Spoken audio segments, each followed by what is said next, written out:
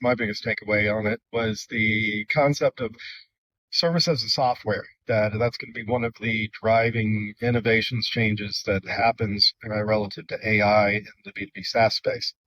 And it's, for those not familiar, you probably mostly are, but the idea is that AI is going to help drive software deeper and wider within organizations by helping with implementation and execution. And that this is the big thing that buyers are looking for, especially after the end of growth at all costs, where people are getting a lot more selective about their tech stack, trying to consolidate. Best in class for each individual piece is no longer necessarily winning. Things that are good enough and have cross functionality are largely starting to win out on that side of things. But buyers are also starting to look for products and solutions that are going to actually be a solution. Instead of looking for a tool, they're looking for an actual solution to a problem. So that means, certainly better deployments, better integration, but also, having AI handle significant portions of the execution of.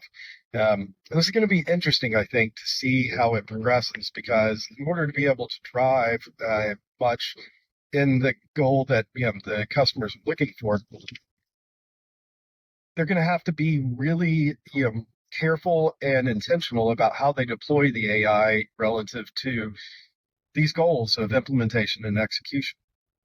In a lot of ways, it's going to mean that everything in the SaaS space becomes essentially a PLG motion. So with PLG, you've had to use the actual app and the way that you set things up and make it intuitive enough that people can self-serve and be able to get in there and use an onboard. And so this is really kind of a continuation or a spread of that need and ability using AI to be able to actually implement it and start executing on some things from an automated standpoint. But that requires a skill set that very few in the SaaS space possess. There's still to this day not a ton of B2B SaaS companies that have done extremely well in a PLG motion. And so that skill set is one that's going to have to be scaled up and developed really, really quickly with demand gen and marketers in this space who have not had direct experience with a PLG type model. And so how is that going to be similar? Well, you have to build in and bake in these things with an eye towards how they're actually going to be used and how they're actually going to be implemented within an organization, both from the standpoint of making sure the AI is deployed properly with the right instructions, right goals, right functionality and abilities, but also to make sure that this is adopted correctly. So this means building an ability to be able to look at how people are actually using the apps, how they're deploying them, what's actually happening, so that you can hopefully course correct stuff with the AI as that inevitably happens, but also learn human behavior and how are these people actually working with? Are they actually adopting? Are they actually implementing? What are the results being driven? And this is something that for a lot of, especially as you get more towards the enterprise side of things, they've never really had to think about or do. And so versus with PLG, it's typically high volume, high velocity, and you've got little to no actual sales interaction with. And so that becomes a entirely different beast from a demand gen marketing standpoint. It also pushes marketing and demand gen much, much further into and tied to product marketing and the dev product team themselves.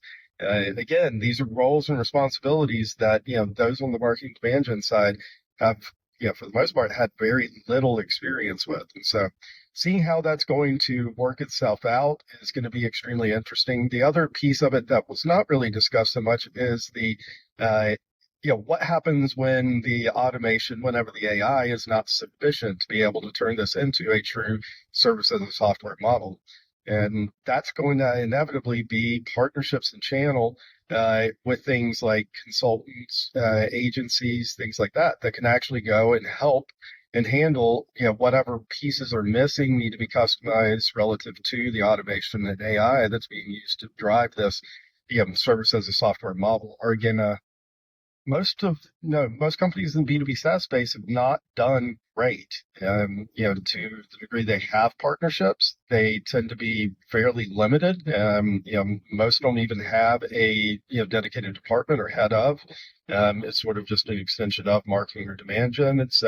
From experience, I can tell you, channels hard, partnerships are really hard. In fact, it's one of my least favorite things that I've ever had to do, and I keep winding up owning it at some point or another at most companies that I've worked at. So every time that happens, I'm like, how quickly can I hire somebody to take this over? It's that hard to do and do well.